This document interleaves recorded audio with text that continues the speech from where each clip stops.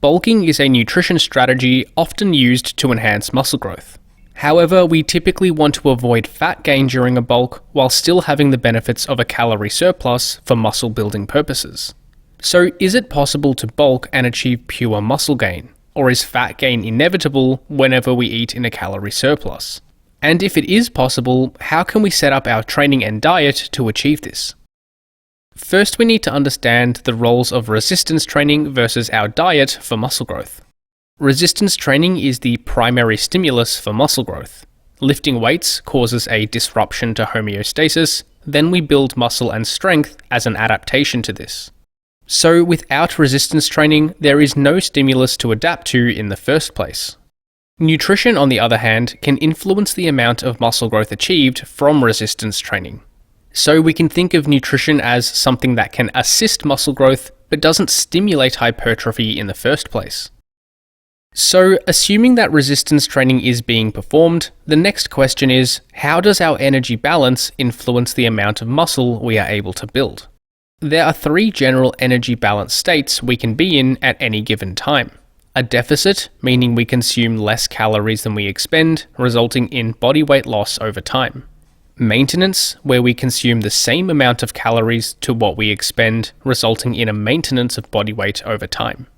And a surplus, meaning we consume more calories than we expend, resulting in body weight gain over time. It is possible for muscle to be built at all three energy balance states. However, the magnitude and likelihood of muscle growth occurring is different.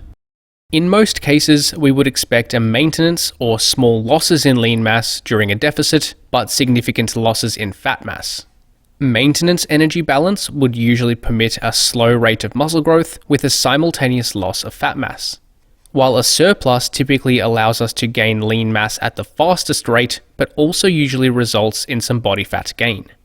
While these are the typical responses we would expect from the average intermediate lifter, there are many nuances which can determine how body composition changes during different energy balance states.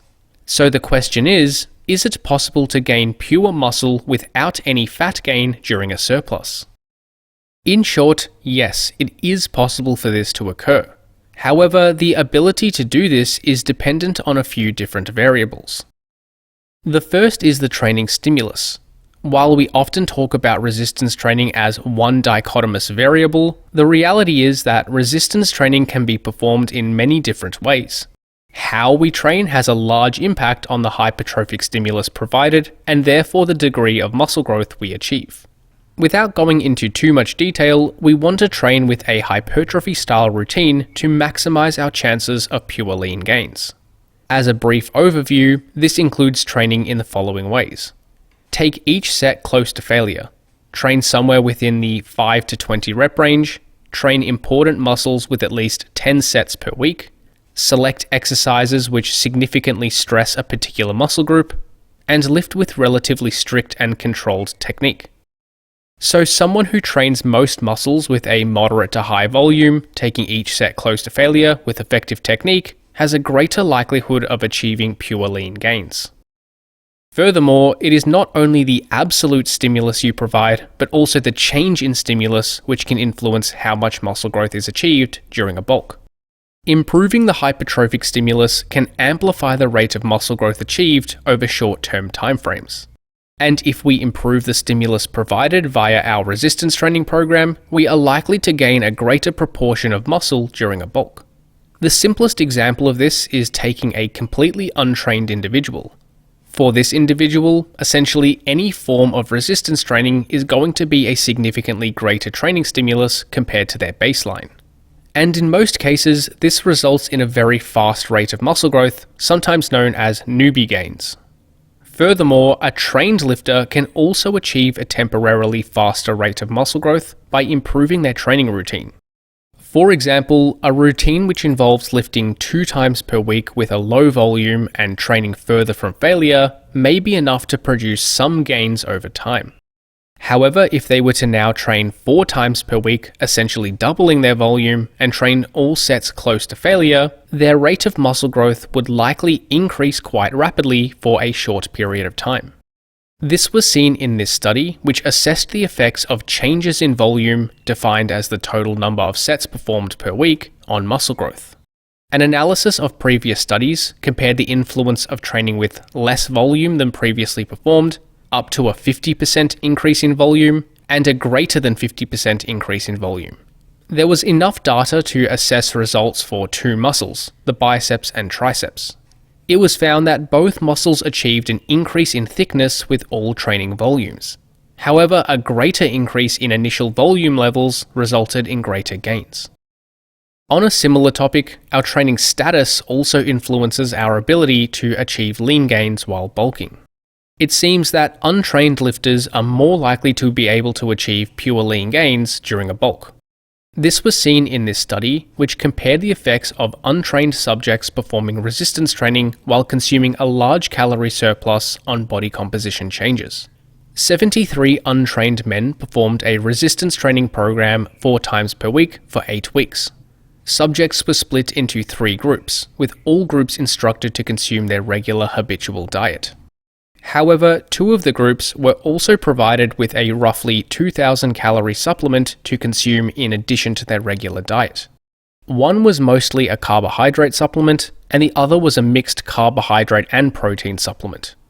It was found that the group consuming their regular diet roughly maintained body weight, while the other 2 groups gained around 3 kilograms each. All groups gained significant fat-free mass, with the 2 surplus groups gaining a greater amount. The maintenance group lost some fat mass, while the 2 surplus groups approximately maintained fat mass. So in this case, a large calorie surplus was able to produce essentially pure lean gains without any gains in body fat. However, the same results aren't observed in trained lifters.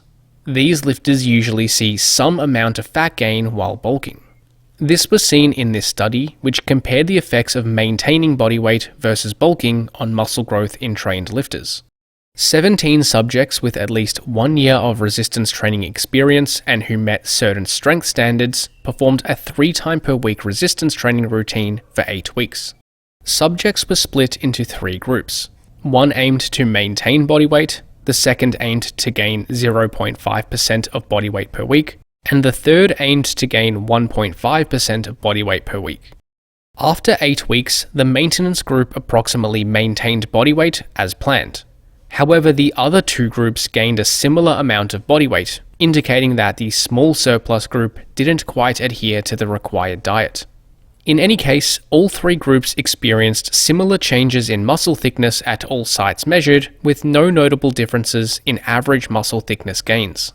And in terms of body fat, the maintenance group saw a small decrease in overall skin fold thickness, while the other 2 groups saw gains in skin fold thickness. These differences between lifters of different training statuses are likely due to the threshold of adaptation required to build muscle. Less trained lifters don't require as much of a stimulus to elicit significant growth. So essentially, any form of somewhat hypertrophic exercise will be enough to produce decent muscle growth. However, advanced lifters have a much higher threshold to stimulate muscle growth. So they generally require a much more specialized and intentional hypertrophy-focused training routine to produce any notable gains. And the last primary variable influencing our ability to bulk without fat gain is our rate of body weight gain over time. It seems that gaining weight at a slower rate tends to result in a greater proportion of muscle gain and less fat gain relative to the amount of weight gained, whereas gaining weight at a faster rate increases our likelihood and magnitude of gaining more body fat. This was seen in this study, which compared the effects of gaining weight at a faster versus slower rate. 39 elite athletes were recruited from the Norwegian Olympic Sports Centre who were performing their regular sport practice in addition to 4 resistance training sessions per week. Half the subjects gained an average of 1.2 kilograms over 8 to 12 weeks, while the other half gained an average of 2.7 kilograms over the same time frame. It was found that both groups gained significant lean mass, with slightly greater gains seen in the fast weight gain group. However, the fast weight gain group also gained significantly more fat mass, while the slow weight gain group only saw a slight increase in fat mass, almost achieving pure lean gains. While these studies are helpful, they only look at bulking over relatively short-term timeframes. And it is difficult to know if these findings would extrapolate over multiple months and years if they were applied in practice. Fortunately, we have some data in athletes looking at body composition changes over long-term timeframes which can help us answer this question. For example, this study compared changes in body composition in college football athletes over a 4-year college playing career. While the specific training programs of each athlete isn't detailed, we can assume that they were performing regular sport practice and performing regular resistance training. On average, the athletes gained around 2 kilograms body weight over 4 years.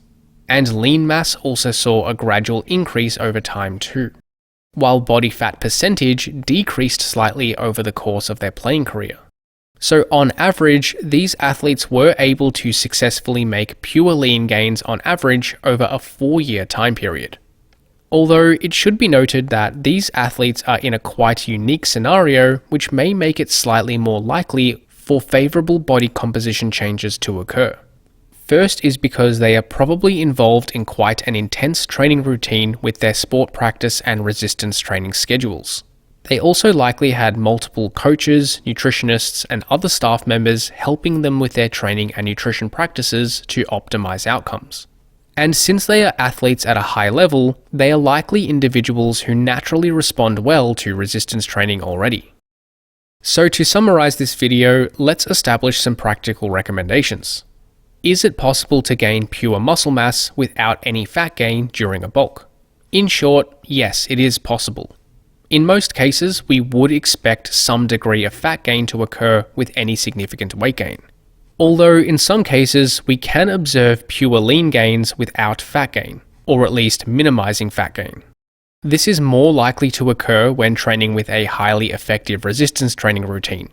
It is also more likely to occur in novice lifters compared with advanced lifters. And it is more likely to occur with slow and gradual weight gain over time as opposed to rapid weight gain. Thanks for watching, and hopefully you got something out of this video. Check out flowhighperformance.com for online coaching, training templates, ebooks, and more.